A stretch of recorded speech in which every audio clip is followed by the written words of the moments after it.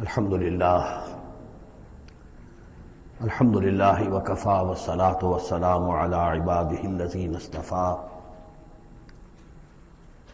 خصوصا علی افضلهم وخاتم النبیین محمد الامین وعلی آلہ وصحبہ اجمعین اما بعد فقد قال اللہ تبارک وتعالی کما ورد فی سورۃ الحج اعوذ باللہ من الشیطان الرجیم بسم اللہ الرحمن الرحیم ان اللہ یدافع عن الذین آمنوا ان اللہ لا يحب كل خوان کفور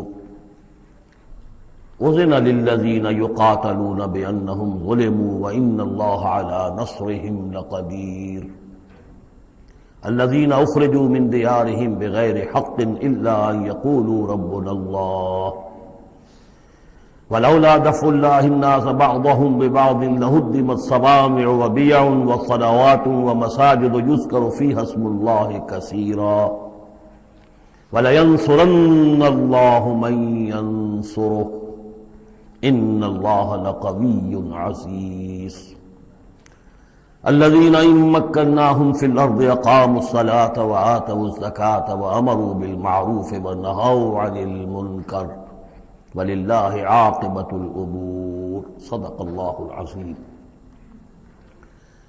رب اشرح لي صدري ويسر لي أمري واحلل عقدة من لساني يفقهوا قولي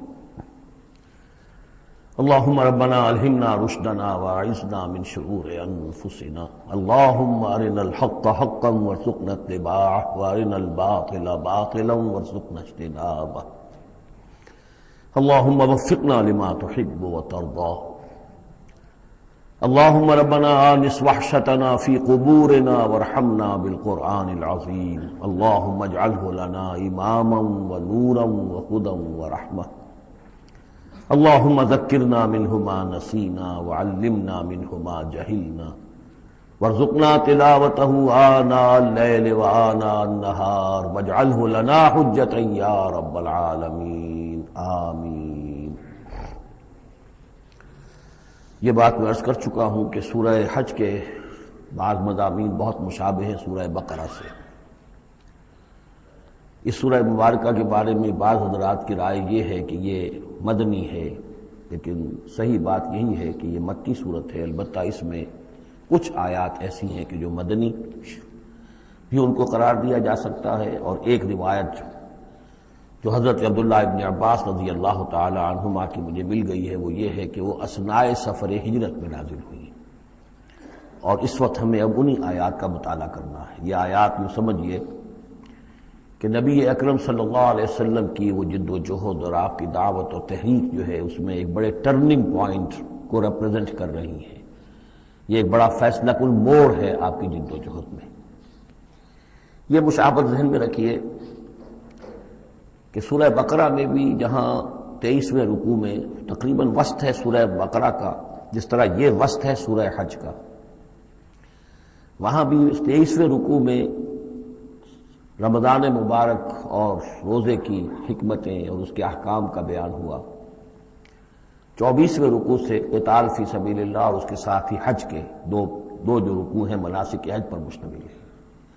یہاں پر بھی آپ دیکھیے کہ مناسک حج پر 2 رکوع مشتمل تھے اور اس کے فوراً بعد قتال کی بات ہو رہی ہے۔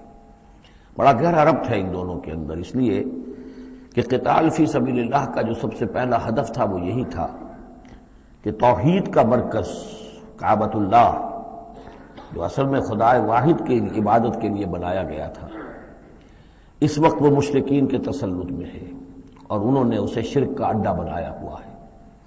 تو گویا کہ اب پہلا جو فرض منصبی ہے امت مسلمہ کا وہ یہ ہے کہ اس مرکز توحید کو مشرکین کے تسلط سے واگزار کرا کے اسے واقعتاً توحید ہی کا مرکز بنا دیا جائے۔ اس اعتبار سے ظاہر بات ہے کہ جنگ ناگزیر ہے۔ یہ صرف واز سے ہونے والا کام تو نہیں تھا، اس کے لیے تو ظاہر بات ہے کہ طاقت کا استعمال ناگزیر تھا۔ اسی لیے مناسک حج کے ذکر کی فوراً بعد اب یہ تذکرہ ہو رہا ہے۔ یہ آیات میرے خیال میں اثناء سفر ہجرت میں نازل ہوئی۔ فرمایا ان اللہ یدافع عن الذین آمنوا، اللہ تعالی مدافعت کرے گا اہل ایمان کی طرف سے، یعنی اب جو نیا دور شروع ہو رہا ہے جس میں کہ آرمڈ کانفلکٹ ہوگا، مسلح تصادم ہوگا، تو مسلمان اور اہل ایمان اپنے آپ کو اکیلا نہ سمجھے، بلکہ ان کی پشت پر اللہ ہے، ان کی طرف سے دفاع کرنے کے لیے اللہ تعالیٰ جو ہے وہ ان کی نصرت فرمائے گا۔ ان اللہ یدافع عن الذین آمنوا ان اللہ لا یحب کل خوان کفور، اللہ تعالیٰ کو بالکل پسند نہیں ہے یہ لوگ جو بہت خیانت کرنے والے ہیں اور ناشکرے ہیں۔ یہ کون ہیں؟ یہ قریش مکہ کہ جنہوں نے ایک طرف خیانت کی انتہا کر دی کہ توحید کے مرکز کو شرک کا اڈا بنا دیا۔ یہ امانت تھی ان کے پاس حضرت اسماعیل اور حضرت ابراہیم علیہ السلام کی، اور یہ تو اس لیے تعبیر کیا گیا تھا ربنا لیقیموا الصلاۃ، اور حضرت ابراہیم نے دعا کی تھی وجنبنی وبنی ان نعبد الاصنام، لیکن ان لوگوں نے خیانت کی ہے، ان کی وراثت کے اندر صحیح طرز عمل اختیار نہیں کیا بلکہ خیانت کی روش اختیار کی، اور کفور ہیں، بہت ناشکرے ہیں، اس لیے کہ اس گھر کی وجہ سے انہیں یہ حیثیت حاصل ہے کہ یہ مرکزی شہر بنا ہوا ہے پورے جزیرہ نما عرب کا، اس گھر کی وجہ سے انہیں ان کے قافلوں کو تحفظ حاصل ہے کہ ان کے اوپر کوئی حملہ نہیں کرتا، اور مشرق اور مغرب کی جو ٹریڈ ہے اس کے گویا کہ یہ ایک طرح سے پروپرائٹری ان کے پاس حقوق آ گئے، ایکسکلوسیو پروپرائٹری رائٹس، کہ ظاہر بات ہے کوئی اور قافلہ بچ کر جا نہیں سکتا قبائلی ریڈ سے اور حملے سے اور لوٹ مار سے، اور قریش کے قافلے کے اوپر کوئی حملہ کر نہیں سکتا، اسے کوئی چھو نہیں سکتا۔ تو اس گھر کی وجہ سے لإلاف قریش إِلَافِهِمْ رِحْلَةَ الشِّتَاءِ وَالصَّيْفِ فَلْيَعْبُدُوا رَبَّ هَذَا الْبَيْتِ، یہ جو ان کے قافلے سردیوں میں جاتے ہیں یمن کی طرف اور گرمیوں میں جاتے ہیں شام کی طرف، تو ان کو سمجھنا چاہیے کہ یہ ساری جو ان کی چلت پھرت ہے یہ تو اس گھر کے طفیل ہے، اس کی وجہ سے انہیں یہ پروٹیکشن حاصل ہے، اور انہوں نے ناشکری کی ہے۔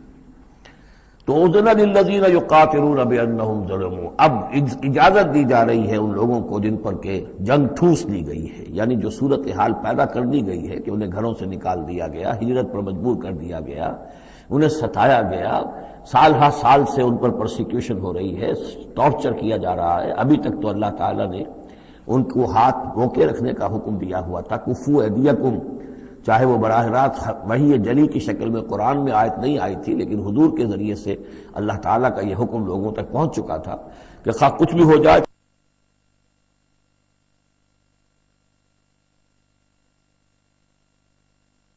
ان کے ہاتھ کھولے جا رہے ہیں۔ اذن للذین یقاتلون بانہم ظلموا، اب جو ان پر ظلم کیا گیا ہے اس کے سبب سے ان کو اجازت دی جا رہی ہے کہ اب وہ اینٹ کا جواب پتھر سے دے سکتے ہیں۔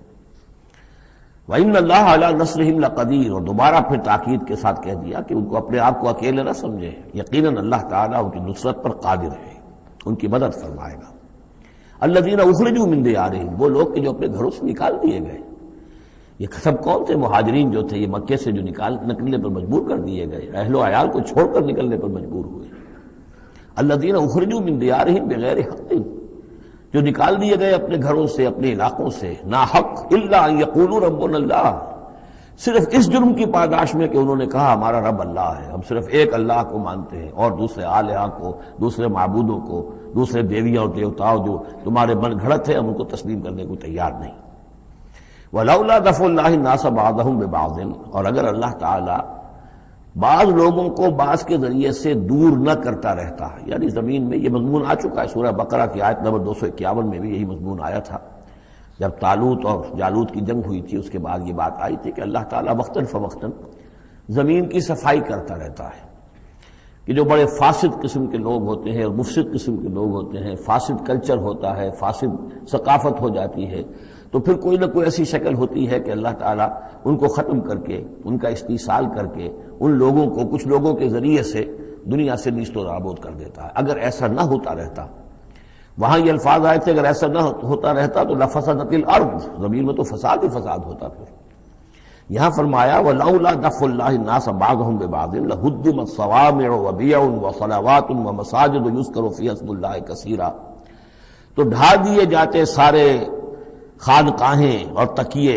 اور سارے گرجے اور کنیسے اور ساری سینیگوگز، صلوتا یہ عربی زبان کا لفظ ہے، صلاۃ ہی سے ہے، یہ عربی اور جیسا کہ میں نے عرض کیا ہے بارہا عبرانی اور عربی زبان جو ہے یہ عبرانی زبان کا لفظ ہے صلوتا، اور عربی اور عبرانی جو ہیں یا تو سگی بہنیں ہیں کسی ایک ہی زبان کی، یہ دونوں نکلی ہوئی شاخیں ہیں۔ اور یا یہ کہ عبرانی ماں ہے اور عربی اس کی بیٹی ہے، یہ ان کے درمیان رشتہ ہے۔ صلاۃ کا لفظ جو عربی میں آیا ہے اور قرآن مجید میں صلاۃ، یہ وہاں پر بھی موجود تھا۔ ہمارے ہاں سلام ہے، ان کا شلام ہے، وہ فرق اتنا ہی ہے، وہ شین کے ساتھ اور وہ باغ اس کو گول کر کے شلام کہتے ہیں، باقی ہمارے یہاں سلام ہے، فرق کوئی خاص نہیں ہے۔ ان کا جو یوم کپور ہے وہ یوم کفارہ ہے، یوم یوں کا تو یوں یوم کی طرح ہے، کپور پے اور فے، جیسا کہ میں نے آپ کو بتایا تھا ذوالکفل میں پے فے کی جگہ ہو جاتی ہے، تو یوم کپور ہے ان کے ہاں، یوم کفارہ۔ تو یہ تقریباً تمام جو اصطلاحات ہیں وہ بہت ایک دوسرے کے قریب ہیں۔ تو اگر ایسا نہ ہوتا کہ اللہ تعالیٰ کچھ لوگوں کے ذریعے سے اس دنیا سے نیست و نابود کرتا رہتا، تو پھر تو یہ کہ کوئی عبادت گاہیں دنیا میں قائم ہی نہ رہتی۔ ظاہر بات ہے اپنے اپنے وقت میں یہ تمام عبادت گاہیں خدا واحد کی عبادت کے لیے بنائی گئی تھی۔ ومساجد، اور مسجدیں یذکر فیہا اسم اللہ کثیرا، جن میں کہ اللہ تعالیٰ کا نام کثرت سے لیا جائے۔ وَلَيَنصُرَنَّ اللَّهُ مَن يَنصُرُهُ، یہ بہت اہم ہے، یہ آیت کا ٹکڑا، اور یہ ہر شخص کو یاد کر لینا چاہیے۔ لازماً اللہ مدد کرے گا ان کی جو اس کی مدد کرتے ہیں۔ اس میں زیادہ زور ہے وَلَيَنصُرَنَّ اللَّهُ، عربی زبان میں اس سے زیادہ تاکید کا اسلوب نہیں ہے۔ فعل مضارع سے پہلے لام زبر کے ساتھ، لام مفتوح، اور آخر میں نون مشدد تشدید کے ساتھ۔ افعلو، یہ میں کروں گا، لافعلن، میں لازماً کروں گا، یہ جو انداز ہے اس میں کوئی شک نہیں۔ وَلَيَنصُرَنَّ اللَّهُ مَن يَنصُرُهُ، لیکن دوسری بات یہ آئی کہ ظاہر بات ہے کہ یک طرفہ معاملہ نہیں ہے، تم اللہ کی مدد کرو گے تو اللہ تمہاری مدد کرے گا۔ تم اللہ کے باغیوں کے ساتھ دوستیوں کی پیلیں بڑھاؤ، اللہ کے دشمنوں کے ساتھ تمہاری جو ہے وفاداریاں ہوں، اور تم چاہو کہ اللہ تمہاری مدد کرے، یہ تو انہونی بات ہے۔ جیسے سورہ بقرہ میں ہم نے دیکھا تھا فاذکرونی اذکرکم، تم مجھے یاد رکھو میں تمہیں یاد رکھوں گا۔ اسی طرح وَلَيَنصُرَنَّ اللَّهُ مَن يَنصُرُهُ، لازماً اللہ مدد کرے گا ان کی۔ اسی سورہ مبارکہ میں ہم دیکھ چکے ہیں کہ اس کا یقین ہونا چاہیے بندہ مومن کو، اور یہ یقین اس کا بہت بڑا سہارا بنتا ہے، اس کے صبر کا اور ثبات کا اور استقامت کا۔ ورنہ یہ کہ اگر اس یقین، اس اللہ کی مدد کی امید کی رسی کو وہ کاٹ دے تو پھر اس کے لیے کوئی سہارا نہیں رہے گا۔ ان اللہ لقوی عزیز، اور پھر یہ کہ اللہ جو مدد کا وعدہ کر رہا ہے تو اللہ کوئی کمزور تو نہیں ہے، قوی ہے، زبردست ہے، توانا ہے، عزیز ہے، زبردست ہے۔ الذین ان مکناہم فی الارض، وہ لوگ جنہیں اگر ہم زمین میں تمکن عطا کر دیں، یہ وہی لفظ ہے کذالک مکننا لیوسف، سورہ یوسف میں 2 مرتبہ ہم پڑھ چکے ہیں۔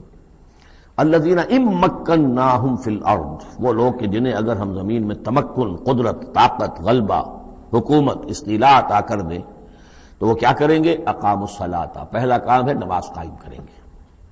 یہی کام حضور نے کیا، جاتے ہی سب سے پہلے جمعہ قائم کیا، اور پھر یہ کہ مسجد نبوی کی تعمیر کی، پہلا کام۔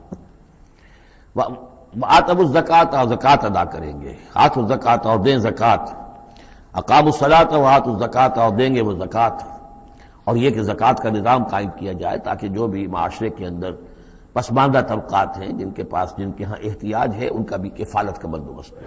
وَأَمَرُوا بِالْمَعْرُوفِ، اور وہ نیکی کا حکم دیں گے، وَنَہَوْا عَنِ الْمُنکَرِ، اور بدی سے روکیں گے، وَلِلَّهِ عَاقِبَةُ الْأُمُورِ، اور تمام معاملات کا بالکل آخری انجام تو ہے تو وہ تو ظاہر ہے کہ اللہ ہی کے ہاتھ میں ہے، اللہ کی قبضہ قدرت میں ہے۔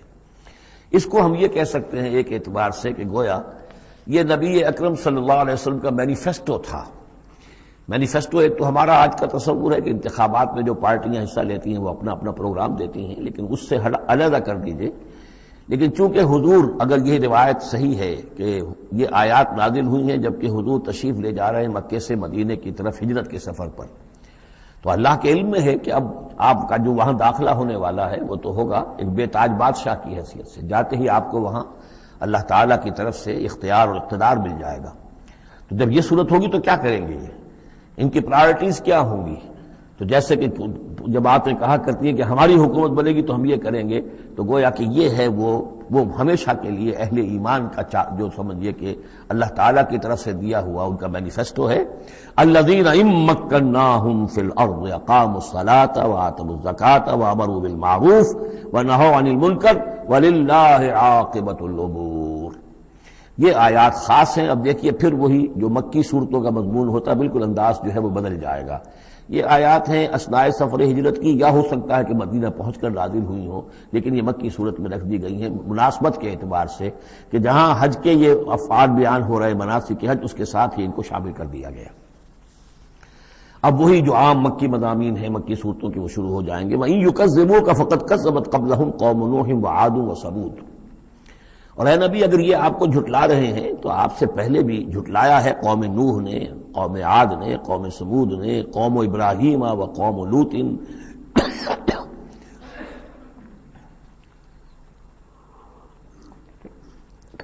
ابراہیم کی قوم نے اور لوط کی قوم نے، واصحاب مدین اور مدین والوں نے، وکذب موسیٰ اور موسیٰ کی بھی تکذیب کی گئی تھی، فاملیت للکافرین، تو میں نے کافروں کو کچھ ڈھیل دی، مہلت دی، ان کی رسی دراز کی، ثم اخذتهم، پھر میں نے ان کو پکڑ لیا، فکیف کان نکیر، تو میری پکڑ کیسی رہی، کیا حشر ہوا قوم نوح کا اور قوم ہود کا اور قوم صالح کا۔ ان تمام اقوام کے جو حالات ہیں وہ قرآن مجید میں بار بار آ چکے ہیں۔ فَكَأَيٍّ مِّن قَرْيَةٍ أَهْلَكْنَاهَا، تو کتنی ہی ایسی بستیاں ہیں، آبادیاں ہیں جن کو ہم نے ہلاک کیا، وَهِيَ ظَالِمَةٌ، اور ہلاک یوں ہی نہیں کر دیا، وہ ظالم تھی، گناہ گار تھی، ان میں گناہ اتنا پھیل گیا تھا، شرک اور کفر کا اتنا دورہ ہو گیا تھا کہ گویا کہ وہ ایسے ہی تھا جیسے انسانی جسم کا کوئی حصہ اگر گل جائے تو اس کو کاٹ دینے ہی میں عافیت ہے، ورنہ پورے جسم کے لیے وہ چیز جو ہے وہ مضر ہوگی۔ ایمپوٹیشن ہو جاتی ہے، ہاتھ کا، آرم کا ایمپوٹیشن ہو گیا، پیر کا ایمپوٹیشن کر دیا گیا کہ اتنا گل سڑ گیا ہے کہ یہاں سے متعفن مواد جو ہے اگر خون میں جذب ہو کر پورے جسم میں جائے گا تو پوری جان جو ہے اس کی ہلاکت کا اندیشہ ہے۔ تو اللہ تعالیٰ اسی طریقے سے ان بستیوں کو کہ جو اس طریقے سے گندگی کا اور برائی کا اور معصیت کا اور سیئات کا برکت بن چکی ہوں اور وہ پھوڑا بن چکی ہوں، پھر ان کے لیے یہی اللہ تعالیٰ کی طرف سے سرجیکل آپریشن ہوتا رہا ہے۔ فَكَأَيٍّ مِّن قَرْيَةٍ أَهْلَكْنَاهَا فَهِيَ ظَالِمَةٌ فَهِيَ خَاوِيَةٌ عَلَىٰ عُرُوشِهَا، وہ گری پڑی ہوئی ہیں اپنی چھتوں کے بل پر۔ وَبِئْرٍ مُعَطَّلَةٍ، کتنے ہی کنویں ہیں کہ جو بند پڑے ہوئے ہیں، بڑی محنت سے لوگوں نے اپنے اپنے زمانوں میں کھودے ہوں گے، ان سے پانی پینے والے لوگ ہوں گے یا جمگھٹے رہا کرتے ہوں گے لوگوں کے، اب معطل پڑے ہوئے ہیں۔ وَقَصْرٍ مَشِيدٍ، کتنے ہی محل ہیں جو ان میں بڑی گچکاری کی گئی ہے، بہت انہیں مضبوط بنایا گیا ہے۔ اب جاؤ الحمرا کو دیکھ لو، کبھی مسلمان حکومت کیا کرتے تھے، غرناطہ میں جاؤ اور دیکھو الحمرا محل کیسا ہے، جاؤ اور قرطبہ کی مسجد کو دیکھو کہ جہاں کوئی سجدہ کرنے والا نہیں ہے، کسی کو سجدے کی اجازت نہیں ہے۔ افلم یسیروا فی الارض، تو کیا یہ لوگ زمین میں گھومے پھرے نہیں ہیں، فتکون لہم قلوب یعقلون بہا، تو ہوتے ان کے دل جن سے یہ سمجھتے اور بات کو کی تہ تک پہنچتے۔ یہ جو لفظ قلب کے ساتھ عقل آیا ہے، اب اس کو اچھی طرح سمجھ لیجئے، چونکہ یہ بات میری تو آپ کے سامنے آ چکی ہے کہ میرے نزدیک انسان ایک مرکب وجود کا حامل ہے۔ اس کا ایک وجود حیوانی ہے، خالص حیوانی اور مکمل حیوان اور اعلیٰ ترین حیوان۔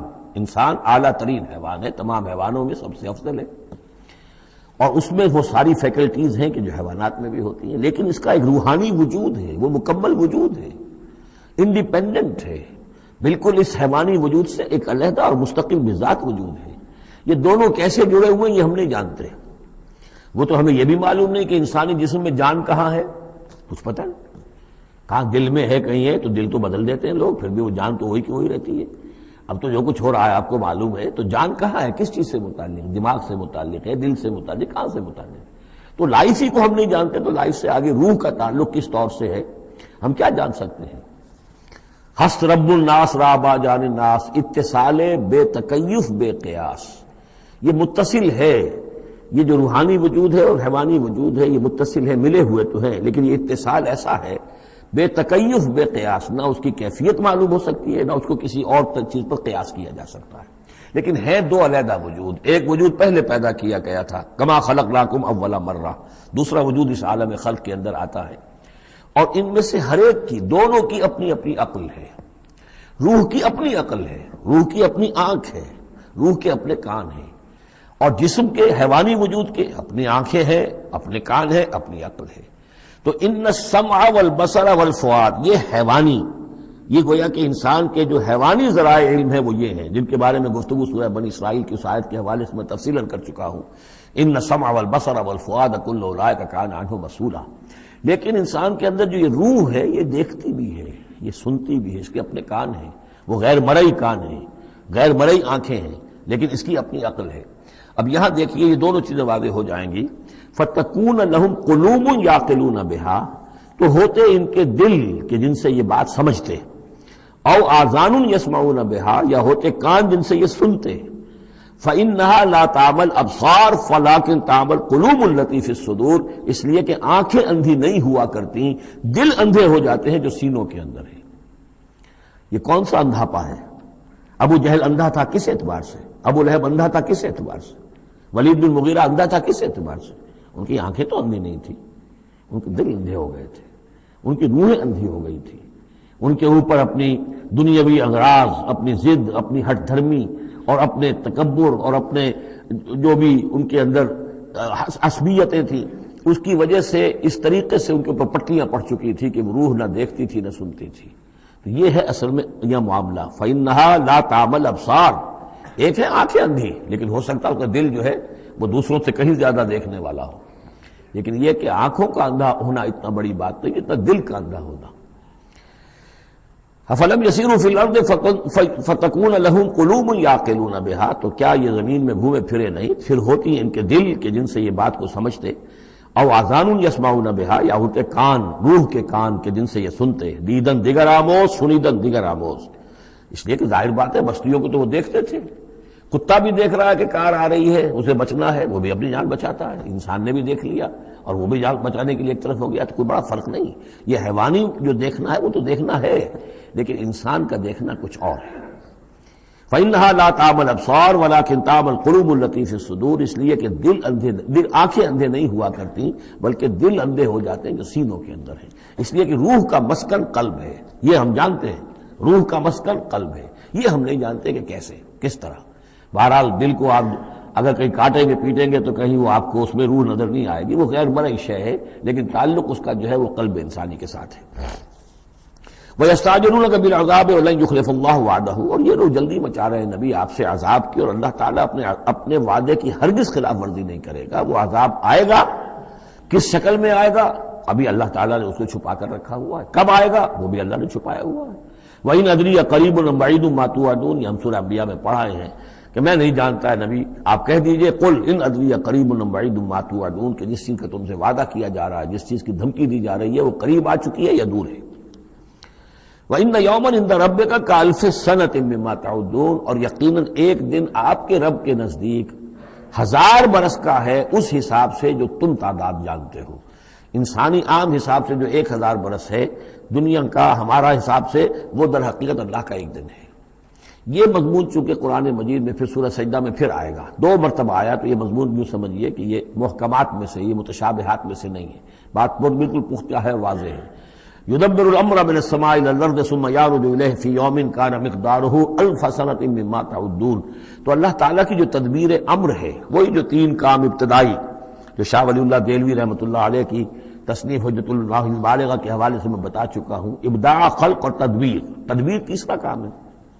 اس تیسرے کام کے ضمن میں اللہ کا جو بھی ایک نقشہ بنتا ہے اس کی مشیت کا، وہ 1000 سال کا ہوتا ہے ہمارے حساب سے، اس کا ایک دن ہے، وہ اس کی ایک پلاننگ ہو جاتی ہے، اس کے احکام جو ہے وہ فرشتوں کے حوالے کر دیے جاتے ہیں، اس کی پھر ایگزیکیوشن ہوتی ہے، تو 1000 برس کی پلاننگ ہے ہمارے حساب سے، اللہ کے ہاں وہ ایک دن ہے۔ وَكَأَيٍّ مِّن قَرْيَةٍ أَمْلَيْتُ لَهَا، اور کتنی ہی بستیاں ایسی ہوئی ہیں کہ جنہیں ہم نے ڈھیل دی تھی، وَهِيَ ظَالِمَةٌ، لیکن وہ تھیں گناہ گار، ثُمَّ أَخَذْتُهَا، پھر میں نے ان کو پکڑ لیا، وَإِلَيَّ الْمَصِيرُ، اور میری ہی طرف لوٹ کر آنا ہے۔ قُلْ يَا أَيُّهَا النَّاسُ إِنَّمَا أَنَا لَكُمْ نَذِيرٌ مُّبِينٌ، کہہ دیجئے اے نبی، اے لوگو، میں ہوں ایک خبردار کرنے والا، صاف صاف تمہارے لیے ایک خبردار کرنے والا آیا ہوں، ڈرانے والا آیا ہوں، بتا دینے والا ہوں کہ یہ مراحل زندگی کے آنے والے ہیں۔ فالذین آمنوا وعملوا الصالحات، جو لوگ ایمان لائیں اور نیک عمل کریں، لہم مغفرۃ ورزق کریم، ان کے لیے اللہ کی طرف سے مغفرت ہے، یہ میں بشارت دے رہا ہوں، اور رزق کریم، اور بہت ہی باعزت روزی ملے گی۔ والذین سعوا فی آیاتنا معاجزین، اور جو لوگ ہماری آیات کے بارے میں تگ و دو کریں گے کہ انہیں کسی طریقے سے فیل کر دیں، ناکام کر دیں، غیر مؤثر کر دیں، ان آیات کو پھیلنے نہ دیں، اولئک اصحاب الجحیم، تو یہ وہ لوگ ہیں کہ جہنم والے ہیں۔ وما ارسلنا من قبل کا، یہ کافی مشکل آیت ہے قرآن مجید کی جو اگلی آ رہی ہے، اور اس میں کافی قیل و قال ہے۔ وما ارسلنا من قبلک من رسول ولا نبی الا اذا تمنى القى الشیطان فی امنیتہ، اور نہیں بھیجا ہم نے آپ سے پہلے بھی کوئی رسول، اے نبی صلی اللہ علیہ وسلم، نہ کوئی رسول نہ نبی، الا اذا تمنا، مگر یہ کہ جب اس نے خود کوئی خیال باندھا، کوئی پلاننگ کی، کوئی نقشہ بنایا اپنے کام کا۔ ایک تو یہ کہ اللہ کی طرف سے ہدایت آ رہی کہ اب یہ کیجئے، اب یہ کیجئے، اب یہ کیجئے، ظاہر بات ہے کہ اس میں تو کسی خطا کا کوئی امکان ہی نہیں، وہی چاہے وہ وہی جلی ہو اور چاہے وہی خفی ہو، نبی کے لیے وہی جلی وہی خفی دونوں محفوظ ہیں۔ وہی خفی کے اندر بھی شیطان یا شیطانی قوتیں کوئی دراندازی نہیں کر سکتی، لیکن یہ کہ کبھی ایسا بھی ہوتا ہے کہ وحی کی طرف سے کوئی بات نہیں آئی ہے۔ ظاہر بات ہے کہ یہ نہیں سمجھنا چاہیے کہ نبی کی حیثیت بالکل ایسے ہے جیسے وہ کسی زمانے میں، آج کل تو شاید وہ معاملہ ختم ہو گیا، وہ تار جو جاتے تھے گٹ گٹ گٹ گٹ گٹ ہو رہی ہے، ادھر سے ہو رہی ہے، ادھر سے وہ جو ہے مشین بول رہی ہے، تو بیچ میں تو مشین ہے، کچھ نہیں ہے۔ تو ایسا نہیں ہے کہ نبی کی اپنی کوئی شخصیت ہی نہ ہو، نبی کی اپنی کوئی سوچ ہی نہ ہو، نبی کی اپنی کوئی پلاننگ ہی نہ ہو۔ یہ تو عام انسان بھی دیکھیے، اگر کوئی آپ کو یہ کہے بس آپ کو تو جو کہا کرتے چلے جاؤ، تو آپ کہیں گے میری شخصیت، میری بھی کوئی سوچ ہے، میری بھی کوئی اس معاملے کے اندر مجھے بھی کوئی رائے جو ہے۔ تو نبی کا معاملہ یہ نہیں ہے کہ بس ہر لحظہ وہ اللہ کا حکم آ رہا ہے، نہیں، بلکہ یہ کہ ان کو ایک حکم دے دیا گیا، اس پر پھر وہ خود بھی سوچتے ہیں۔ تبلیغ کیجئے، جیسے حکم آیا انذر عشیرتک الاقربین، اب اپنے قریبی رشتہ داروں کو خبردار کیجئے۔ اب یہ کام نبی کا تھا کہ آپ نے حضرت علی کو حکم دیا کہ کھانے کا انتظام کرو، اور بنو ہاشم کے تمام مردوں کو آپ نے بلا لیا۔ یہ جو تدبیر ہے یہ یا محمد الرسول اللہ صلی اللہ علیہ وسلم کی۔ ان تدبیروں میں ایسا ہو سکتا ہے کہ کسی وقت کوئی خطا ہو جائے، کسی وقت کوئی بات جو ہے غلط بھی ہو جائے، یہ بات چونکہ اس کا ذاتی اجتہاد ہے۔ چنانچہ صحابہ کرام بھی یہ کرتے تھے۔ غزوہ بدر میں حضور نے جہاں حکم دیا تھا کیمپ لگانے کا، تو وہ جا کر بعض صحابہ پہنچ گئے کہ حضور دیکھیے اگر تو یہ وحی کے حکم کے تحت ہے، جو اللہ کا حکم ہے کہ یہاں کیمپ ہمارا ہونا چاہیے، سر تسلیم خم ہے۔ اگر یہ آپ کی ذاتی رائے ہے تو پھر ذرا اگر آپ اجازت دیں تو ہم کچھ اپنی رائے بھی پیش کریں۔ آپ نے فرمایا ہاں کہو۔ انہوں نے عرض کیا کہ ہمارے نزدیک جو تجربہ ہمیں جنگوں کا ہے، اس کے بنا پر ہم یہ سمجھتے ہیں کہ ہمارا جو پڑاؤ ہے، ہمارا کیمپ وہاں لگنا چاہیے، اس وادی کے اس گوشے میں۔ آپ نے فرمایا ٹھیک ہے، یہاں سے خیمے اٹھاؤ اور وہاں لگا لو۔ ظاہر بات ہے یہ تدبیر تھی ذاتی تھی محمد الرسول اللہ صلی اللہ علیہ وسلم کی۔ اس میں اختلاف کی صحابہ کو گنجائش ہے اور انہیں اپنی رائے پیش کرنے کا بھی موقع ہے۔ اگر یہ وہی سے ہوتا تو ظاہر بات ہے کہ پھر وہاں سے کوئی سوال پیدا نہیں ہوتا تھا کہ وہاں سے کیمپ اکھاڑا جائے۔ تو اس طرح کے معاملے میں خطا بھی ہو سکتی ہے، غلطی بھی ہو سکتی ہے، اور اس قسم کے معاملے میں کوئی در اندازی جو ہے شیطان کی طرف سے بھی ممکن ہے۔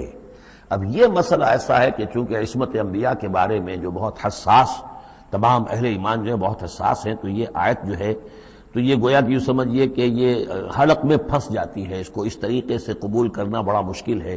تو تعویلیں بڑی دور راسکار بھی کی گئی ہیں، لیکن میرے نزدیک اس کی بالکل سیدھی سی بات ہے۔ یہاں تک کہ میں آپ کو واقعہ بتا چکا ہوں تعبیر نخل کا، کہ حضور نے مدینے میں جا کر کہا کہ یہ آرٹیفیشل پولینیشن وغیرہ کے لیے تم جو قریب کر دیتے ہو کھجور کے نر اور مادہ پھولوں کو قریب لے آتے ہو تاکہ فرٹیلائزیشن زیادہ ہو جائے اور پھر یہ کہ پھل زیادہ ہو جائے، نہ کرو تو کیا ہے، آپ کے بس یہ کہنے سے صحابہ نے نہیں کیا، لیکن یہ کہ فصل کم ہو گئی۔ اب انہوں نے ڈرتے ڈرتے عرض کیا کہ حضور آپ نے یہ فرمایا تھا، ہم نے نہیں کیا، تعبیر نخل اس سال ہم نے نہیں کی تھی، فصل کم ہو گئی ہے۔ فرمایا انتم عالم بامور دنیاکم، یہ معاملات تمہارے، میں یہ سکھانے تمہیں نہیں آیا، ایگریکلچر سکھانے نہیں آیا تمہیں میں تو آیا ہوں یہ ہدایت دینے کے لیے۔ جو ہدایت میں دوں، جو میری جو نبوت اور رسالت کا جو ایشو ہے، جو اس کا موضوع ہے، اس پر تمہیں میری ہر بات کو ماننا ہے، لیکن یہ جو تمہارے معاملات ہیں یہ تجرباتی معاملات ہیں۔ اب دیکھیے تجرباتی، چونکہ وہ تجربہ تھا انہیں، وہ کرتے تھے، زراعت کرتے تھے، اور انہیں یہ اندازہ ہو گیا تھا کہ ایسا ہو تو اس سے یہ کہ پھل زیادہ ہوتا ہے، تو تجربے پر تھا، اور تجربے ہی کی بنیاد پر سائنس ہے۔ پوری سائنس کیا ہے؟ ایکسپیریمنٹیشن ہے نا، اسی کے اوپر تو یہ سائنس ڈیولپ ہوئی ہے۔ ان چیزوں کو جو ہے وہ اس سے خارج سمجھیے، اس میں کوئی تعلق جو ہے دین کا اس سے نہیں ہے۔ انتم اعلم بامور دنیاکم، تم اپنے ان دنیاوی معاملات کو جو تجربے پر جس کا دار و مدار انحصار ہے مجھ سے بہتر جانتے ہیں۔ یہ حدیث ہے بخاری شریف کی، الحمدللہ اللہ تعالیٰ ان پر لاکھوں نعمتیں اور اپنی رحمتیں نازل فرمائے، یہ چیزیں محفوظ رہ گئی ہیں ہمارے لیے، تبھی تو ہمارے لیے کچھ کہنے کا اور بولنے کا موقع ہے۔ تو فرمایا انتم عالم بامور دنیاکم۔ اسی طریقے کا مسئلہ یہ ہے وما ارسلنا من قبلک من رسول ولا نبی الا اذا تمنا، جب وہ کوئی اپنی سکیم بناتے ہیں، اپنی پلاننگ کرتے ہیں، القى الشیطان فی امنیتہ، تو شیطان ان کے خیال میں کچھ ڈال دیتا ہے۔ امنیہ کہتے ہیں تمنا، آرزو۔ اب دیکھیے آدمی سوچتا ہے یہ حسرا ہو جانا چاہیے، یہ کام یوں ہونا چاہیے، مثلا جبکہ آپ نے دیکھا کہ مکہ مکرمہ میں تو میرا قیام ناممکن ہو گیا ہے، اس لیے کہ ابو طالب کے انتقال کے بعد وہ جو خاندانی ایک پروٹیکشن حاصل تھی بنو ہاشم کی، وہ ختم ہو گئی، اور اب خاندان بنی ہاشم کا سردار بھی ابو لہب ہو گیا ہے کہ جو بہت ہی سخت دشمن ہے ذاتی طور پر حضور کا۔ تو پھر آپ نے سوچا اب کیا کروں، کس طرف جاؤں، کدھر دیکھوں، کسے آواز دوں؟ تو آپ نے طائف کا سفر کیا، لیکن یہ کہ وہاں پہ آپ جو ہے ناکام وہاں سے آنا پڑا، وہاں کوئی آپ کو ریسپانس نہیں ملی، بلکہ زندگی کا سخت ترین دن جو ہے حضرت عائشہ صدیقہ رضی اللہ تعالیٰ عنہ کی روایت موجود ہے، ان کے ہوش کے دوران تو سمجھیے کہ غزوہ احد کا دن سخت ترین تھا، تو انہوں نے کبھی پوچھ لیا کہ حضور آپ پر احد کے دن سے بھی سخت دن کوئی گزرا ہے؟ آپ نے فرمایا ہاں، طائف کا دن مجھ پر اس سے کہیں زیادہ سخت تھا، وہ سختی ہوئی حضور پر۔ لیکن اللہ تعالیٰ کی مشیت میں کیا تھا کہ یہ سعادت جو ہے یہ طائف کے لیے نہیں لکھی تھی، یہ سعادت یثرب کے لیے لکھی تھی، جو مدینہ منورہ بننے کی سعادت جو ہے، مدینہ النبی بننے کی سعادت اللہ کی حکمت میں مدینہ کے لیے تھی۔ وہاں حضور گئے بھی نہیں اور وہاں کے 6 آدمی ایمان لے آئے اور کھڑکی کھل گئی۔ وما ارسلنا من قبلک من رسول ولا نبی الا اذا تمنى القى الشیطان فی امنیتہ فینسخ اللہ ما یلقی الشیطان، پھر اللہ منسوخ کر دیتا ہے، ختم کر دیتا ہے اس چیز کو کہ جو شیطان نے ڈالا ہوتا ہے۔ ثم یحکم اللہ آیاتہ، پھر اللہ تعالیٰ اپنے فیصلوں کو پختہ کر دیتا ہے۔ یہاں آیت جو ہے آیات ہی فیصلوں کے معنی میں ہے۔ واللہ علیم الحکیم، اور اللہ سب کو جاننے والا، کمال حکمت والا ہے۔ یہ توجیہ ہے میرے نزدیک، اور یہ قریب ترین ہے اس توجیہ سے کہ جو موضح القرآن میں شاہ عبد القادر رحمۃ اللہ علیہ ان کی طرف سے ہے، تو اس حوالے سے واقعہ یہ ہے کہ مجھے اس پر کافی اطمینان ہے۔ لِيَجْعَلَ مَا يُلْقِي الشَّيْطَانُ فِتْنَةً فِي قُلُوبِ الْمَرْضِ فِي قُلُوبِهِمْ مَرَضٌ لِلَّذِينَ فِي قُلُوبِهِمْ مَرَضٌ، اور اس میں بھی اللہ کی ایک حکمت ہے کہ شیطان کی طرف سے جو کوئی آمیزش ہو جاتی ہے کسی وقت اس قسم کے معاملات میں، تو اس کو اللہ تعالیٰ فتنہ بنا دیتا ہے ان لوگوں کے لیے جن کے دلوں میں مرض ہوتا ہے، روگ ہوتا ہے، وَالْقَاسِيَةِ قُلُوبُهُمْ، اور جن کے دل سخت ہو چکے ہوتے ہیں۔ وَإِنَّ الظَّالِمِينَ لَفِي شِقَاقٍ بَعِيدٍ، اور یقیناً ظالم جو ہیں وہ تو یقیناً مخالفت میں اور دشمنی میں بہت دور جا چکے ہیں۔ وَلِيَعْلَمَ الَّذِينَ أُوتُوا الْعِلْمَ، اور یہ تاکہ جان لے وہ لوگ کہ جنہیں علم دیا گیا تھا، أَنَّهُ الْحَقُّ مِن رَبِّكَ، کہ یہ سب حق ہے آپ کے رب کی طرف سے۔ پھر جو بھی آخری فیصلہ اللہ کا آتا ہے اس پر پورا انشراح ہو جاتا ہے۔ فَيُؤْمِنُوا بِهِ، تو وہ اس پر ایمان رکھتے ہیں، فَتُخْبِتُ لَهُ قُلُوبُهُمْ، اور اس پر ان کے دل جو ہے وہ اللہ کے سامنے جھک جاتے ہیں۔ وَإِنَّ اللَّهَ لَهَادِ الَّذِينَ آمَنُوا إِلَىٰ صِرَاطٍ مُسْتَقِيمٍ، اور یقیناً اللہ تعالیٰ ہدایت دینے والا ہے ان کو جو ایمان لائیں سیدھے راستے کی طرف۔ یعنی کبھی اس طرح کی کوئی غلطی ہو بھی جائے، ایبریشنز جس کو ہم کہیں گے، ذرا کہیں ہو بھی جائے تو اللہ تعالیٰ پھر راستہ سیدھا کر دیتا ہے اور پھر ان کے رخ کو بالکل صحیح سمت میں موڑ دیتا ہے۔ وَلَا يَزَالُ الَّذِينَ كَفَرُوا فِي مِرْيَةٍ مِّنْهُ، اور یہ لوگ جو کفر کر رہے ہیں ان کو تو یہ تو شک و شبہ ہی میں رہیں گے، ان کے شکوک و شبہات کبھی ختم ہونے والے نہیں ہیں۔ حَتَّىٰ تَأْتِيَهُمُ السَّاعَةُ بَغْتَةً، یہاں تک کہ یا تو قیامت آ دھمکے ان پر اچانک، اور یاتیہم عذاب یوم عقیم، یا پھر وہ عذاب جو ہے بانج دن کا، یعنی ایسا دن کہ جو خیر سے خالی ہوگا، بانج ہوگا، بانج دن، یوم عقیم کا جو عذاب ہے وہ ان پر مسلط ہو جائے۔ الملک یومئذ للہ، اس دن راج ہوگا پھر صرف اللہ کا، کسی کے پاس کوئی اختیار نہیں ہوگا۔ یحکم بینہم، یعنی یہ کہ آج بھی راج تو اللہ ہی کا ہے، حکم اسی کا چل رہا ہے، لیکن یہ کہ پھر بھی کچھ نہ کچھ پردے پڑے ہوئے ہیں، کچھ نہ کچھ ڈرامے سے ہو رہے ہیں کہ یہاں یہ بادشاہ صاحب ہیں اور یہاں یہ سردار ہے قبیلے کا، کچھ نہ کچھ لوگوں کے نگاہوں کے اوپر پردے پڑے ہوئے ہیں، لیکن ایک دن آئے گا کہ وہ سب پردے اٹھ جائیں گے۔ لمن الملک اليوم للہ الواحد القہار، پکارا جائے گا آج کے دن کس کی بادشاہی ہے؟ اللہ کی جو واحد ہے، قہار۔ یحکم بینہم، وہ ان کے مابین فیصلہ کرے گا۔ فالذین آمنوا وعملوا الصالحات فی جنات النعیم، تو جو لوگ ایمان لائے اور انہوں نے نیک عمل کیے ہوں گے وہ ہوں گے جنتوں میں، نعمتوں والے باغات میں۔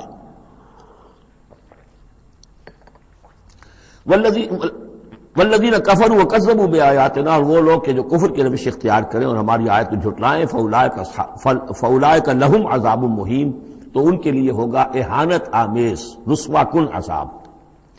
والذین ہاجروا فی سبیل اللہ، اب دیکھیے یہ ہجرت کا، کیونکہ یہ بالکل یعنی مکی دور کے بالکل آخری زمانے کی یہ صورت ہے، بالکل متصل سمجھیے، جیسے کہ ہجرت کے متصل بعد سورہ بقرہ، ہجرت کے بالکل متصل قبل یہ سورہ حج۔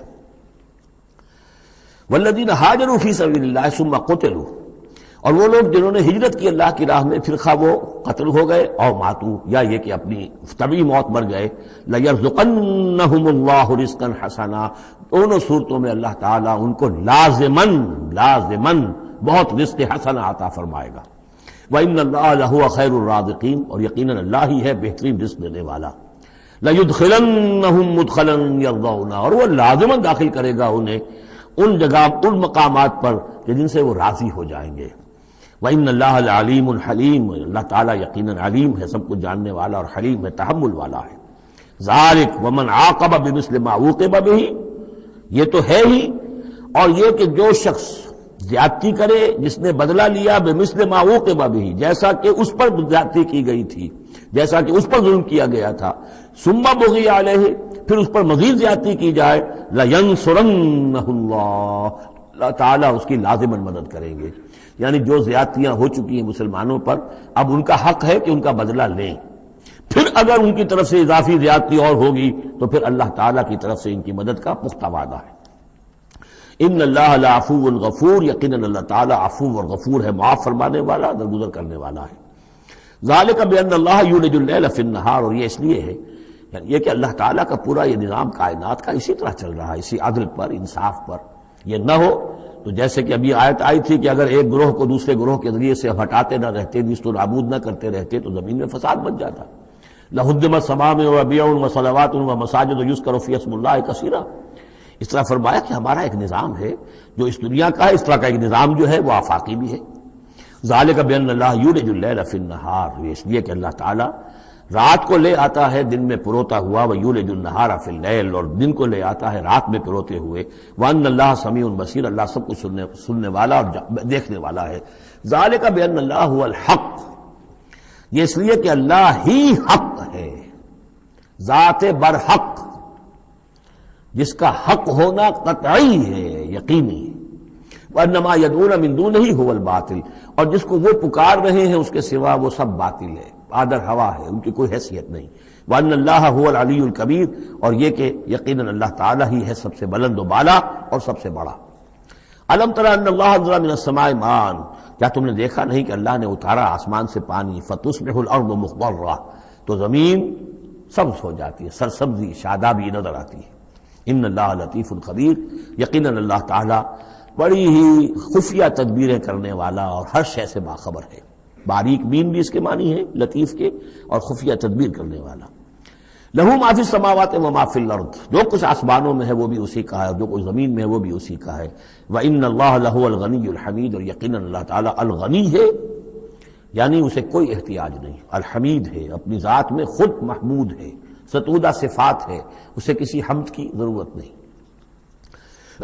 الم تر ان اللہ سخر لکم ما فی الارض والفلک تجری فی البحر بامرہ، کیا تم نے دیکھا نہیں کہ اللہ تعالیٰ نے تمہارے لیے مسخر کر دیا ہے، تمہاری خدمت گزاری میں، تمہاری ضروریات کی بہم رسانی میں لگا دیا ہے ان سب چیزوں کو جو زمین میں ہے، والفلک، اور کشتی کو، تجری فی البحر بامرہ، جو چلتی ہے سمندر میں اور دریا میں اس کے حکم سے، وَيُمْسِكُ السَّمَاءَ أَن تَقَعَ عَلَى الْأَرْضِ، اور وہی ہے جو تھامے ہوئے آسمان کو کہ وہ گر نہ جائے زمین پر، إِلَّا بِإِذْنِهِ، مگر اس کے حکم سے۔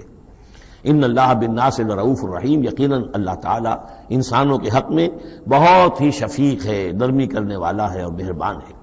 وَهُوَ الَّذِي أَحْيَاكُمْ، وہی ہے جس نے تمہیں زندہ کیا، یعنی پہلے تم مردہ تھے۔ یہ سورہ بقرہ میں بھی آیت آپ دیکھ چکے ہیں، بالکل اس کے ہم وزن آ رہی ہے۔ کیف تکفرون باللہ وکنتم امواتا فاحیاکم ثم یمیتکم ثم یحییکم ثم الیہ ترجعون۔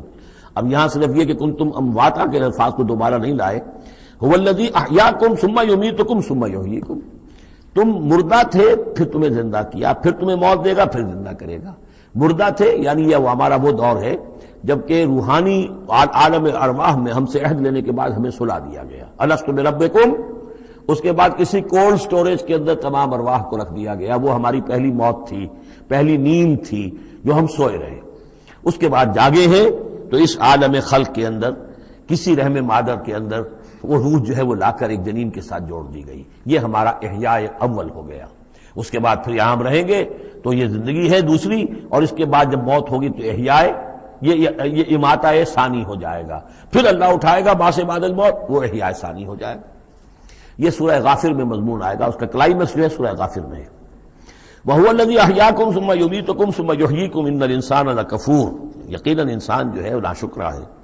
لِكُلِّ أُمَّةٍ جَعَلْنَا مَنسَكًا هُمْ نَاسِكُوهُ، ہم نے ہر امت کے لیے ان کے قربانی کے طریقے، طور طریقے، عبادات کے آداب ہم نے مقرر کر دیے ہیں جو اس کی پیروی کرتے ہیں۔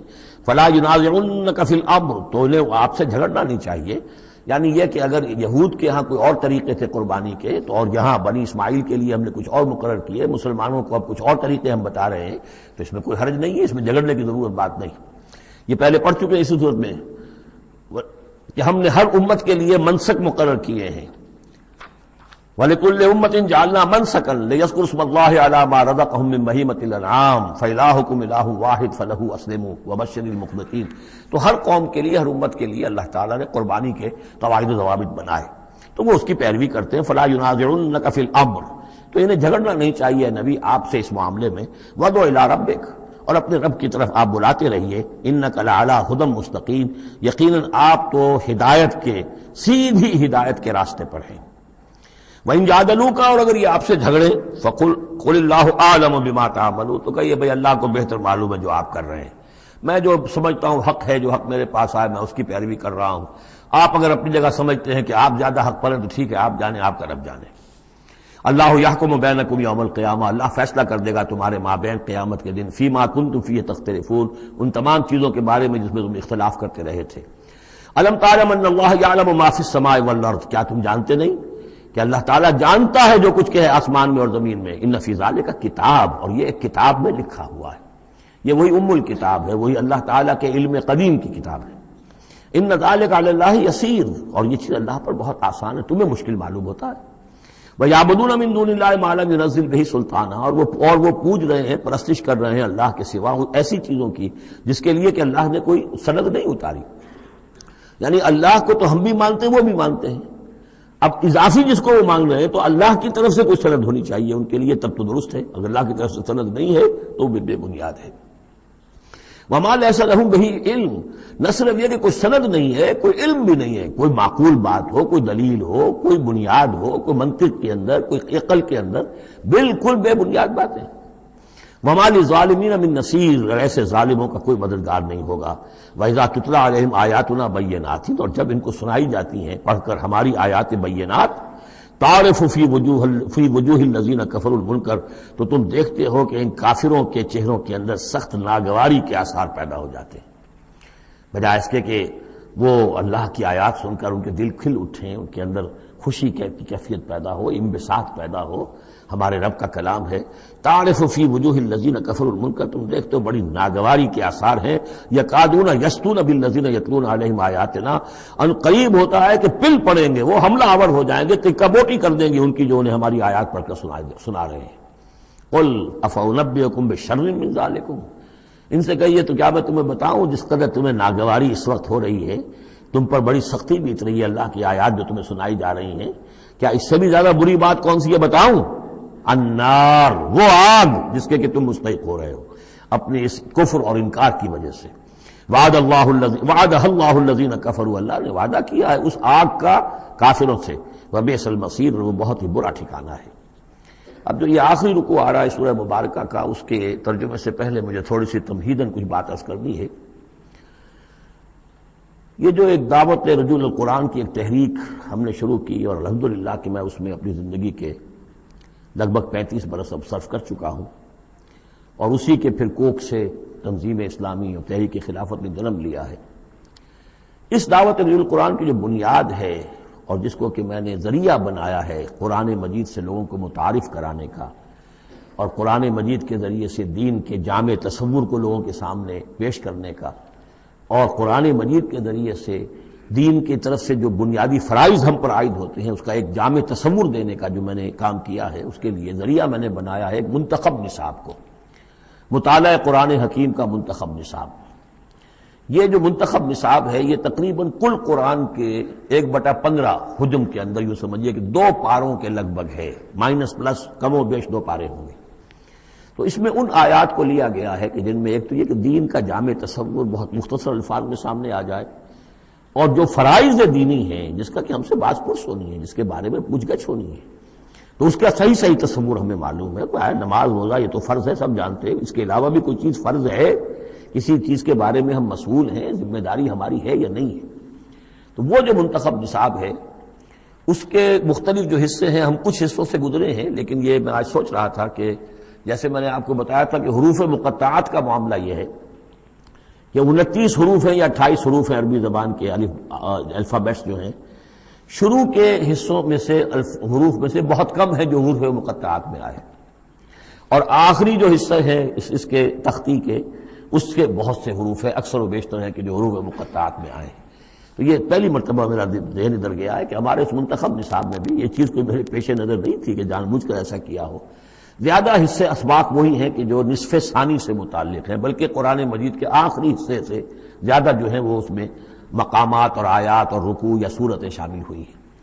لیکن اس وقت اس کا تعارف میں یہ کرا رہا ہوں کہ اس کا ایک بڑا مرکزی درس ہے کہ جو اگلی جو یہ رکوع آ رہا ہے جو 6 آیات پر مشتمل ہے، یہ اس کا بڑا مرکزی درس ہے.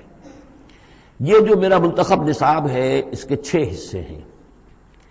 نقطہ آغاز ہے سورۃ العصر، والعصر ان الانسان لفی خسر الا الذین آمنوا وعملوا الصالحات وتواصوا بالحق وتواصوا بالصبر. مختصر ترین صورت، جامع ترین صورت. انسان کی نجات کے یہ 4 لوازم ہیں: ایمان، عمل صالح، تواصی بالحق، تواصی بالصبر. پھر 3 اور مقامات ہم نے اس میں ایسے ہی جامع مقامات جس میں یہ چاروں چیزیں تقریباً بیان ہوئی ہیں وہ شامل کر کے وہ پہلا حصہ ہو گیا. اس کا ایک درس ہم گزر چکے ہیں سورہ بقرہ میں، آیت البر، اس کا درس نمبر 2 ہے. لیس البر ان تولوا وجوہکم قبل المشرق والمغرب. نیکی جو تم نے سمجھی ہوئی ہے، کسی نے کسی شے کو نیکی سمجھا ہوا، کسی نے کسی کو نیکی سمجھا ہوا ہے. اصل نیکی کیا ہے، پوری نیکی کیا ہے، نیکی کی روح کیا ہے، جڑ بنیاد کیا ہے، نیکی کے مظاہر کیا ہیں، ان مظاہر میں پھر اقدمیت کس چیز کی ہے، اولیت کس شے کی ہے، ثانوی درجے میں کون سی ہے، پھر چوٹی کیا ہے، سمم بولم کیا ہے، سب سے اونچا جو مقام ہے، جو مقام مطلوب ہے وہ کیا ہے. اسی طریقے سے پھر اس کا دوسرا حصہ جو ہے اس منتخب نصاب کا، اس میں کچھ ایمان سے متعلق مباحث ہیں. ایمان کن چیزوں کا نام ہے، کیسے ایمان وجود میں آتا ہے. تو اس میں سورہ فاتحہ بھی ہے، وہ بھی ہم پڑھ چکے ہیں. اور پھر سورہ آل عمران کا جو آخری رکوع کی آیات تھی، ان فی خلق السماوات والارض واختلاف اللیل والنہار، یہ بھی جو ہے لآیات لأولی الالباب. پھر یہ کہ ایک اور سبق اس کا وہ ہے جو اگلی جو صورت آج ہی ہم پڑھیں گے انشاءاللہ، سورہ نور کا جو 5واں رکوع ہے وہ بھی اس کا ایک سبق ہے. آج کے ہمارے اس حصے میں اصل میں 3 اسباق آ رہے ہیں کہ جو اس منتخب نصاب کے، اسی لیے میں نے مناسب سمجھا کہ اس منتخب نصاب کا آپ سے تعارف کرا دوں. پھر یہ تیسرا حصہ اس کا جو ہے وہ اعمال صالحہ، عمل صالح کی تفصیل کیا ہے، انفرادی سطح پر کیا عمل ہونا چاہیے، اجتماعی سطح پر کیا ہونا چاہیے، معاشرتی سطح پہ کیسے ہونا چاہیے، ریاستی سطح پر کیا ہونا چاہیے. تو اس میں خاص طور پہ معاشرتی سطح سے متعلق وہ سورہ بنی اسرائیل کے 2 رکوع ہم پڑھ چکے ہیں جو 15ویں پارے میں آئے. سورہ بنی اسرائیل میں 3 اور 4 رکوع جو میں نے عرض کیا تھا کہ یہ 10 کمانڈمنٹس جو ہیں تورات کے، گویا کہ ان کی یہ تعبیر ہے، قرآن مجید کی تشریح یہ ہے ان کی. تو اس طریقے سے یہ درس جو ہمارا وہ چلتا ہوا پھر آخر تک جو حصے آئیں گے میں بر وقت آپ کو بتاتا جاؤں گا. لیکن یہ درس جو ہے یہ بھی در حقیقت اس کے تیسرے حصے کا آخری یا چوتھے حصے کا پہلا درس ہے، بالکل مرکزی جگہ. 3 حصے ادھر 3 حصے ادھر. یہ اس اعتبار سے جامع ترین مقام ہے قرآن کا کہ قرآن کی دعوت کو 2 حصوں میں تقسیم کر کے بیان کیا گیا. ایک قرآن کی دعوت عمومی ہے، ہر انسان، کل نوع بشر کے لیے، اس لیے کہ حضور کی بعثت تمام انسانوں کے لیے، ہر انسان کسے باشد، چاہے شمال کا ہو، جنوب کا ہو، مشرق کا ہو، مغرب کا ہو، کالا ہو، گورا ہو، پیلا ہو، نیلا ہو، کوئی ہو، سب کے لیے کیا دعوت ہے قرآن کی. قرآن کیا کہتا ہے، کوئی ہے یا نہیں؟ پہلے درجے میں تو دعوت عمومی الی کافۃ الناس. دوسرے درجے میں دعوت خصوصی، یہ کن کے لیے ہے؟ جو ماننے کا اعلان کرے. پہلی دعوت دعوت ایمان ہے، مانو اللہ کو، مانو رسول کو، مانو آخرت کو، مانو بعث بعد الموت کو، مانو جنت کو، مانو دوزخ کو. یہ ہے عام. جو یہ مانتے ہی نہیں، اب ان سے کوئی اور کلام نہیں. ان سے ہم کیسے کہیں گے نماز پڑھو اور روزہ رکھو؟ وہ اللہ کو نہیں مانتے، قرآن کو نہیں مانتے، نبی کو نہیں مانتے. تو دعوت ایمان ہے دعوت عام قرآن مجید کی. اور پھر جو ایمان کا دعویٰ کریں اب ان سے خطاب ہے کہ اب جگر تھام کے بیٹھو، میری باری آئی. جب تم نے مان لیا ہے تو ماننے کا یہ تقاضا پورا کرنا پڑے گا. اب وہ دعوت عمل ہوگی، یہ کرو اور یہ کرو اور یہ کرو اور یہ کرو. تو دعوت ایمان یہاں پر اور پھر دعوت عمل، ان کو علیحدہ علیحدہ سے جو ہے اللہ تعالیٰ نے ان 6 آیات کے اندر بیان کر دیا۔ یا ایھا الناس، اب دیکھیے دعوت عمومی کا خطاب ہے، یا ایھا الناس، 4 آیتوں اس کے تابع ہیں، اور آخری 2 آیتوں میں پھر آئے گا یا ایھا الذین آمنوا، پھر وہ اہل ایمان سے جو ایمان کا دعویٰ کریں مان لیں کہ ہاں ہم نے مانا۔ یا ایھا الناس ضرب مثل فاستمعوا لہ، ایک مثال بیان کی جاتی ہے، ذرا توجہ سے سنو۔ ان الذین تدعون من دون اللہ لن یخلقوا ذبابا ولو اجتمعوا لہ، یقیناً وہ معبود جنہیں تم پکار رہے ہو اللہ کے سوا، یہ بت تمہارے جو، چونکہ جو مخاطب اولین تھے وہ بت پرست تھے، لن یخلقوا ذبابا، یہ تو اس پر بھی قادر نہیں ہے کہ مکھی تک کو پیدا کر سکے، ولو اجتمعوا لہ، یہ جو کعبے میں رکھے ہوئے 360 کے 360 بت مل جل کر بھی ایک مکھی پیدا کرنا چاہیں تو نہیں کر سکتے۔ سامنے کی بات تھی، تو صرف شعور دلانا تھا، جیسے حضرت ابراہیم نے بھی ان بتوں کو توڑ کے ذرا انہیں آمادہ کر دیا ایک دفعہ کہ وہ اپنے گریبانوں میں جھانکیں ضرور، ایک دفعہ حقیقت ان پر منکشف ہو گئی۔ اسی طرح یہ مثال دی جا رہی ہے، وَإِن يَسْلُبْهُمُ الذُّبَابُ شَيْئًا، اور یہ تو بات بہت دور کی ہے کہ وہ مکھی کو پیدا کرے، مکھی ان سے کوئی چیز چھین کر لے جائے، ان کے سامنے حلوے مانڈے رکھتے ہو مکھیاں منمناتی ہیں، وہ تو مکھیاں بھی اڑا نہیں سکتے۔ ان يَسْلُبْهُمُ الذُّبَابُ شَيْئًا لَا يَسْتَنقِذُوهُ مِنْهُ، تو اسے واپس چھین نہیں سکتے، حاصل نہیں کر سکتے۔ ضعف الطالب والمطلوب، بہت کمزور ہے طالب بھی اور مطلوب بھی۔ یہ ان 3 الفاظ میں قرآن مجید کا توحید کا جو عملی لب لباب ہے وہ آ گیا ہے۔ انسان جو ہے، جو بھی کسی بھی درجے میں باشعور انسان ہے، اس کا کوئی نہ کوئی آئیڈیل ہے، آدرش ہے، کوئی نصب العین ہے، جس کے لیے وہ بھاگ دوڑ کرتا ہے، محنت کرتا ہے دن رات۔ تو ظاہر بات ہے کہ وہ آئیڈیل گھٹیا ہوگا تو انسان بھی گھٹیا ہوگا، آئیڈیل اونچا ہوگا تو انسان بھی اونچا ہوگا۔ یہ دونوں چیزیں جو ہے کورسپونڈنگ جائیں گی۔ اگر آپ کا مقصود ہی پست ہے تو ظاہر بات ہے آپ کی اپنی شخصیت بھی بڑی پست ڈیولپ ہوگی۔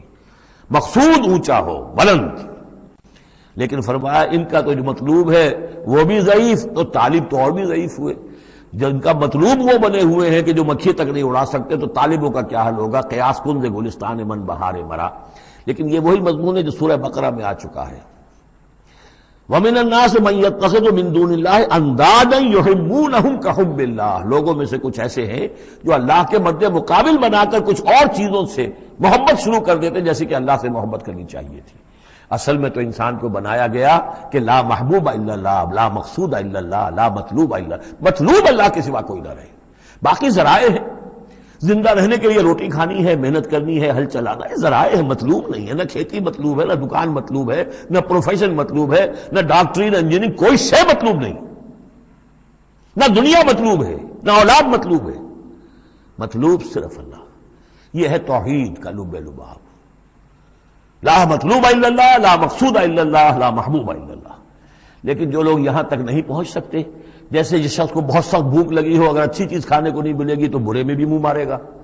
اگر ان کا ذہن وہاں تک نہیں پہنچا، اگر ان کے ذہن کی پستی کا یہ عالم ہے کہ اللہ کی معرفت حاصل نہیں کر سکے، اللہ ان کا محبوب اور مطلوب و مقصود اصلی نہ بن سکا، تو کسی اور کو اللہ کی جگہ رکھ کر اور وہ پوجنا شروع کر دیتے ہیں۔ کوئی آئیڈیلی ہے، کوئی وطن ہے، کوئی قوم ہے، اور کچھ نہیں تو میرا اپنا نفس ہے، اپنے ہی حسن کا دیوانہ بنا پھرتا ہوں، اپنی ہی حریم ذات کے گرد طواف ہو رہا ہے۔ تو ضعف الطالب والمطلوب ما قدر اللہ حق قدرہ، یہ اللہ کی قدر نہ کر سکے، اللہ کا اندازہ نہ کر سکے، معرفت حاصل نہ کر سکے اللہ کی، جیسے کہ اس کے معرفت کا حق تھا۔ اللہ کو پہچان لیتے تو کسی اور سے کاہے کو لو لگاتے؟ حسین ترین کو اگر دیکھ لیں گے تو کمتر کو کون پھر پوچھے گا؟ تو دیکھ نہیں پائے ہیں جلال خداوندی کا کوئی نقشہ، ان کے سامنے جلال و جمال و کمال خداوندی کی کوئی جھلک نہیں دیکھ پائے، لہذا وہ عاشق بنے پھر رہے دنیا کے عروس ہزار داماد کے۔ ما قدر اللہ حق قدرہ ان اللہ لقوی عزیز، یقینا اللہ تعالیٰ قوی ہے، توانا ہے، طاقت والا ہے اور زبردست ہے۔ اللہ یصطفی من الملائکۃ رسلا ومن الناس، 2 آیتوں میں تو بات آ گئی توحید اور شرک کی، اب ایک آیت میں رسالت، اللہ چن لیتا ہے فرشتوں میں سے بھی اپنے پیغامبر اور انسانوں میں سے بھی۔ ان اللہ سمیع بصیر، اللہ سمیع اور بصیر ہے۔ ادھر سے چن لیا جبرائیل کو اور اپنی وحی دے دی، ادھر سے چن لیا محمد کو صلی اللہ علیہ وسلم اور جبریل سے کہا کہ محمد کو پہنچا دو، تاکہ محمد اپنے ابنائے نو کو، انسانوں کو لوگ پہنچا دیں۔ تو یہ گویا کہ 2 لنکس ہیں، ایک فرشتہ رسول ملک اور ایک رسول بشر، جبرائیل اور محمد صلی اللہ علیہ وسلم۔ ان اللہ سمیع بصیر، اللہ تعالیٰ سب کچھ سننے والا اور دیکھنے والا ہے. یعلم ما بین ایدیہم وما خلفہم، وہ جانتا ہے جو کچھ ان کے سامنے ہے، جو کچھ ان کے پیچھے ہے. وإلی اللہ ترجع الامور، اور پھر تمام معاملات اللہ ہی کی طرف لوٹا دیے جائیں گے. یہ آخرت آ گئی. توحید، رسالت، آخرت، یہ ہے ثلاثی، یہ امور ثلاثہ ہے جن پر ایمان کی دعوت. اور یہ دعوت ہے یا ایھا الناس، اے بنی نوع آدم، اے انسانوں. اب بات ہے دوسرے مرحلے پر، جنہوں نے کہا اچھا جی ہم نے مانا اللہ کو، مانا رسول کو، مانا ہم نے آخرت کو، بعث بعد الموت کو، ہم تسلیم کرتے ہیں انا للہ و انا الیہ راجعون. تو اب ہے عمل کا مرحلہ. یا ایھا الذین آمنوا، اے وہ لوگوں جو ایمان کا دعویٰ کر رہے ہو، اقرار کر رہے ہو. اب بات بدل گئی. اب دیکھیے فعل امر آ رہے. پہلے میں فعل امر کوئی تھا ہی نہیں، سوائے اس کے کہ ضرب مثل فاستمعوا لہ، بس وہ ایک فعل امر آیا تھا، ذرا توجہ سے سنو، باقی کچھ نہیں. حقائق بیان کر دیے، توحید، رسالت، معاد. اب جو لوگ ان کو مانتے ہیں، یا ایھا الذین آمنوا ارکعوا واسجدوا واعبدوا ربکم وافعلوا الخیر لعلکم تفلحون. اے ایمان کے دعوے دارو، رکوع کرو، جھکو اللہ کے سامنے، واسجدوا، اور جھکو، پروسٹریٹ بیفور ہم، اس کے سامنے سر بسجود ہو جاؤ. واعبدوا ربکم، اور اپنے رب کی بندگی، مکمل بندگی، ٹوٹل بندگی، اس کی پرستش نہیں، بندگی بھی. زندگی آمد برائے بندگی، زندگی بے بندگی شرمندگی. وفعلوا الخیر، اور نیک کام کرو، بھلے کام کرو. اب بھلا کام کون سا رہ گیا؟ وعبدوا میں تو سب کچھ آ گیا. بھلا کام کیا ہے؟ عبادت میں تو جو اللہ نے حکم دیا وہ ہم نے کر دیا، ہم نے بندگی کا حق ادا کر دیا. اب فعل خیر کیا ہے؟ وہ یہ ہے کہ خدمت خلق میں اپنے آپ کو لگا دو. اور خدمت خلق صرف یہ نہیں ہے کہ بھوکے کو کھانا کھلا دیا جائے، یہ بھی خدمت خلق ہے. سب سے بڑی خدمت خلق کیا ہے؟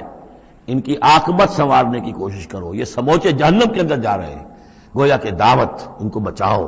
ان لوگوں کو اس حقائق سے خود بھی جن سے کہ تم آشنا ہو گئے ہو، جو حقائق تم پر منکشف ہو گئے ہیں، ان سے انہیں بھی روشناس کرو تاکہ ان کی عاقبت سنور جائے، ان کی بھی زندگی درست ہو جائے. لعلکم تفلحون، یہ کرو گے تو فلاح پاؤ گے. بہت اہم نکتہ ہے یہ. ایمان کے دعوے دارو، یہ نہ سمجھ بیٹھو بس ایمان لے آئے تو بس فلاح ہی فلاح ہے، اب کامیابی ہو گئی بس. نہیں، یہ شہادت گاہ الفت میں قدم رکھنا ہے. یہ تو ابھی قدم رکھا ہے آپ نے. اب یہ کرو اور یہ کرو اور یہ کرو اور یہ کرو تاکہ فلاح پاؤ. اگر اس کے بغیر اللہ کی توقع کیے بیٹھے ہو تو یہ تمہارا اپنا خیال ہے، وشفل تھنکنگ ہے. تلک امانیکم قل ہاتوا برہانکم ان کنتم صادقین، یہ تو پھر تمہاری اپنے من گھڑت خیالات ہیں. اور اس سے بھی اگلا حکم ہے وجاہدوا فی اللہ حق جہادہ، جہاد کرو پھر اللہ کے لیے جیسا کہ اس کے لیے جہاد کا حق ہے. جی نہیں، یہ سجدہ جو ہے صرف حضرت شافعی کے نزدیک ہے، امام شافعی کے. وجاہدوا فی اللہ حق جہادہ، اور جہاد کرو اللہ کے لیے جیسا کہ اس کے لیے جہاد کا حق ہے. هو اجتباکم، اس نے تمہیں چن لیا ہے. کیا مانی؟ اب نبوت محمد پر ختم ہو رہی ہے صلی اللہ علیہ وسلم. اب آئندہ جبریل کسی کے پاس وحی نہیں لائیں گے کہ پھر وہ وحی پہنچائے لوگوں کو. اب یہ کام یہ کہ وہی جو جبریل وحی لائے اور جو محمد نے تمہیں پہنچا دی، اب تمہیں پہنچانی ہے پوری نوع انسانی کی طرف. یہ ہے تیسری لنک، هو اجتباکم. اپنے نصیب پر فخر کرو، اللہ نے تمہیں چن لیا ہے، سلیکٹ کر لیا ہے. یہ بالکل وہی مضمون اب آ گیا جو سورہ بقرہ میں آیا تھا، وَكَذَلِكَ جَعَلْنَاكُمْ أُمَّةً وَسَطًا لِتَكُونُوا شُهَدَاءَ عَلَى النَّاسِ وَيَكُونَ الرَّسُولُ عَلَيْكُمْ شَهِيدًا. وہی مضمون آ رہا ہے، هو اجتباکم وما جعل علیکم فی الدین من حرج، اور تمہارے لیے تو ہم نے دین کے اندر کوئی تنگی رکھی ہی نہیں. ملت ابیکم ابراہیم، یہ تمہارے جد ابراہیم ہی کی ملت ہے. هو سماکم المسلمین، اسی نے تمہارا نام مسلم رکھا ہے. اللہ نے تمہیں اس مسلم کا خطاب دیا ہے. حضرت ابراہیم نے بھی یہی کہا تھا، ربنا وجعلنا مسلمین لک ومن ذریتنا امۃ مسلمۃ لک، ہماری امت میں سے بھی ایک امت مسلمہ اٹھائی ہو. من قبل وفی ھذا، اس سے پہلے بھی اور اس میں بھی. لیکون الرسول شہیدا علیکم وتکونوا شہداء علی الناس، وہی مضمون جو سورہ بقرہ میں تھا، وکذالک جعلناکم امۃ وسطا لتکونوا شہداء علی الناس ویکون الرسول علیکم شہیدا. فرق کیا ہے؟ وہاں پہلے امت کا ذکر ہے پھر رسول کا ذکر، یہاں پہلے رسول کا ذکر ہے پھر امت کا ذکر. لِيَكُونَ الرَّسُولُ شَهِيدًا عَلَيْكُمْ وَتَكُونُوا شُهَدَاءَ عَلَى النَّاسِ فَأَقِيمُوا الصَّلَاةَ۔ پس اس کو اپنی پوری طرح سمجھنے کے بعد اب بسم اللہ کرو، قدم آگے بڑھاؤ تو سب سے پہلے قدم کہاں بڑھاؤ گے؟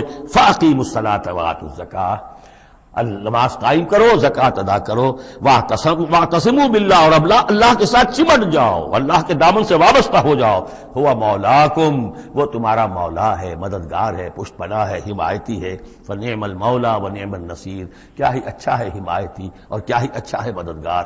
بارک اللہ لی ولکم فی القرآن العظیم ونفعنی وإیاکم بالآیات والذکر الحکیم۔